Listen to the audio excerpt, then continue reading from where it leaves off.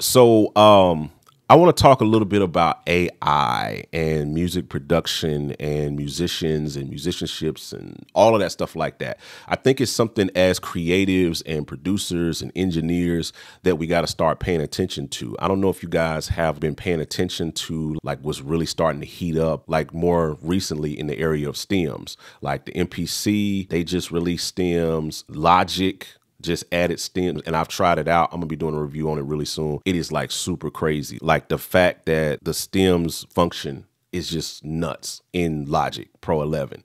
And so with the advent of this kind of stuff, it's just the tip of the iceberg of what AI can do and already has done, but is going to continue to do for us as creatives and musicians. It's one of those things where it is going to be your best friend or your worst enemy, depending on how you learn how to use it.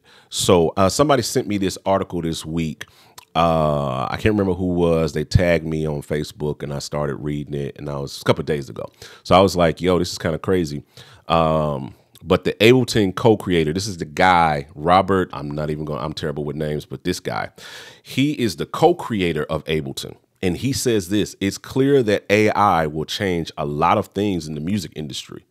And he says, we are looking at ways to incorporate that into our workflow in a way that's inspiring and beneficial and interesting. So I think that's interesting in and of itself, just that statement in the title, because Ableton has yet to really introduce any AI features, any real AI features into their DAW. You know what I'm saying? Like they haven't like at current like gotten anything like that. Logic has definitely stepped into the AI space with some of the stuff that they're doing with the players and with stems and things of that nature. So they've definitely like stepped into that world. And it's a couple other DAWs that's starting to put their foot in that door. And so it only stands to reason that Ableton is, because they're one of the big three DAWs, you know what I'm saying? They're in the top three. Your Pro Tools, Ableton, and Logic, those are the big three. What I'd say, my argument is that Studio One would be like number 4, you know, in that conversation. But they have yet to introduce these type features. But let's get into some of this article. It's kind of more about Robert, you know what I'm saying, his career and some of the stuff that he's done. It's a really good read. I'll link it down in the description of this video, but it's a pretty good read. He talks about his software and all of those things like that. He talks about his history. He talks about an album. They don't get to the AI stuff until like way down here. So here's something here. It says, do you still have big ideas on how software such as Ableton can evolve into the future? And he says, this is the co-creator of Ableton. He says, we have tons of ideas regarding the things we would like to do because of our competitors are doing them, hence like stems, Logic and all of these other DAWs. That makes sense. He said, but of course, the situation is different nowadays because there's so much interesting software out there and people have high expectations regarding quality and functionality, and it's becoming much harder to do something radically new. So that's a pretty interesting situation because, you know, the obvious thing that all of us want or probably are thinking about with Ableton is we need stems, like throw stems in there, you know, especially I think in the church world, I think in my framework, if I'm trying to like do some stems and stuff for church or for whatever, and I want to stem out something, I want to be able to drop in a track and split it into stems the same way that I do it in Logic instead of having to go in Logic and do all of that. Why not be able to do that natively inside of the DAW? So stems is definitely like a big feature that I know a lot of people are probably waiting on them. And so when you look at what he says about it, he says that it's harder to do something radically new. So maybe they're possibly exploring some things that are just outside of the realm that nobody's expecting. And that's a hope and a prayer to see what's going to do. I'm excited. Let me know down in the chat what you guys think, you know what I'm saying, about, you know, what you would like to see in Ableton, what you would like to see in regards of AI, like the craziest thing you can think of. Let me know down in the chat. You know what's crazy? And you know what really elevates a track? Having the right drums. And speaking of drums, if you haven't checked out Yosh's Drum Warehouse yet, you're seriously missing out. We connected with John Yosh, a 7-time Grammy Award winner, and we packed over 600 plus multi-sample sounds that work with any DAW and are perfectly formatted for Trigger 2. We're talking tons of snares, kicks, toms, and so much more. You name it, it's in this sample pack. So whether you're on Logic, Ableton, Pro Tools, Cubase, Bitwig, whatever you got, it's all here. It's ready to take your production to the next level. Seriously, go grab it right now. gospelproducers.com. All right, back to the show. We said this software is nearly 24 years old now. Yo, that's crazy to think about. The fact that Ableton is older than probably some of you that's watching this video. You know what I'm saying? That means it is almost as old as this millennia. You know what I'm saying? Like 24 years ago was 2000, the year 2000. Where were you at in the year 2000? What were you doing in the year 2000? Some of you probably weren't even born. And if you were, you weren't thinking about music. You definitely wasn't using Ableton.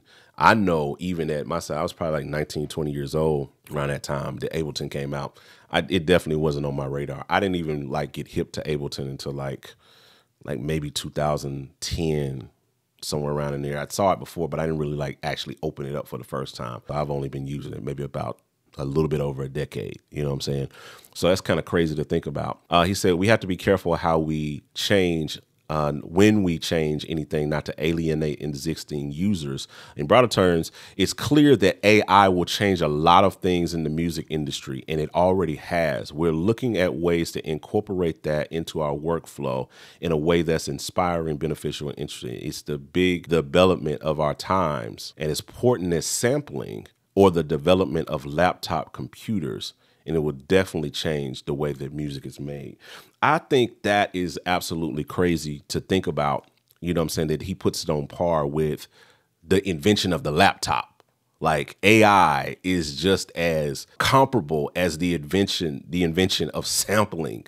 Like, think about that. Like, that's where he puts it on par with, like sampling, laptops, all of those things like that is where he's kind of putting it in the level of, you know what I'm saying? So that's kind of dope to think about. And it's definitely going to change. It already has changed a lot of stuff, but there's this thing he says down here that I thought was interesting. This is what I want to kind of focus on here. It says, what aspects of the software industry do you think will be most affected by AI? Now pay attention to this. He says, when drum computers came out, there was such discussion about drummers losing work. And it's true, a lot of studio session drummers did lose their jobs, but there were still people playing drums. And now we understand that a human drummer is one thing and a drum computer is different. The same will happen with AI. He said, we understand that certain things will be taken over, but in 20 or even 50 years, people will still like to plug a single oscillator into a filter. The big question is on the professional or marketing side.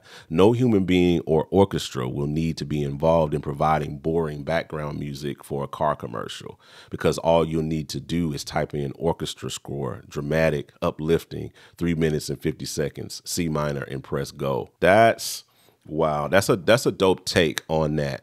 I think that's a dope take to think about. And that's coming from the co-creator of Ableton and their thought process around AI and what it's going to do to the industry and for the industry. I agree with him in the sense that, like he said, when the MPC came out, people, and even before then, there's like Lindrum, there's a bunch of like Roland, the joint, I can't think of it right now, the Roland joint, TR 808, all of those drum machines that got popping in the 80s, you know what I'm saying? Like when those things came out and people were able to sequence drums, there was a conversation that happened then amongst creatives that were saying like, man, like drummer, nobody's going to be calling drummers anymore. Nobody's going to be like hiring a drummer to come in and play, you know what I'm saying, on this track because they got a computer that can do it. You know, then when like computers started becoming more advanced and sequencing became a thing, then orchestra players were like, yo, like they can just, Logic came out in the 80s and it was like called Notator. You know what I'm saying? And it was like on the same lines as like your Finale or your Sibelius. That's what Logic, the initial thing with Logic was. It was like a scoring software that had built-in MIDI and instruments, and you can kind of do some things like that with it. But people, even then, when Logic came out and all of that era, were thinking that this is going to replace actual musicians. You know what I'm saying? But the truth of the matter is that it didn't, because here we are, you know what I'm saying, almost 40 years later, 30, 40 years later, and the MPC still exists, you know what I'm saying, in so many different ways and in so many different forms. They made it into a keyboard now. But here's the thing. Drummers are still getting work. there's still nothing that beats an actual drummer hitting some skins. You know what I'm saying? Like, it just doesn't quite, computers just haven't gotten there yet. And I don't think they ever truly will be human and give you that human feel.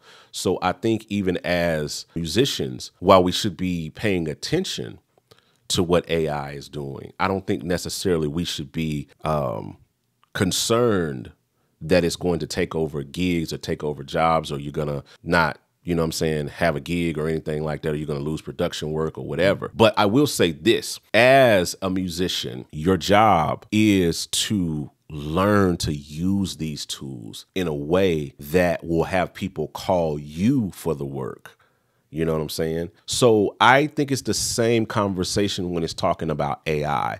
As producers, as engineers, as musicians, as creatives, it is our job to start learning these tools and learning how to use them and learning how to flow with them and learning how to use them to our creative advantage, our financial advantage, all of our, just the overall advantage. And that's why I'm studying AI, and I'm even implementing it into my workflow and some of the things that I'm doing, you know what I'm saying? And I'm learning, and I'm looking to even build some products that are AI central, you know what I'm saying, around that, even for our companies and stuff like that, because you either adapt or you die. That is the whole flow. You know what I'm saying? You either adapt or die.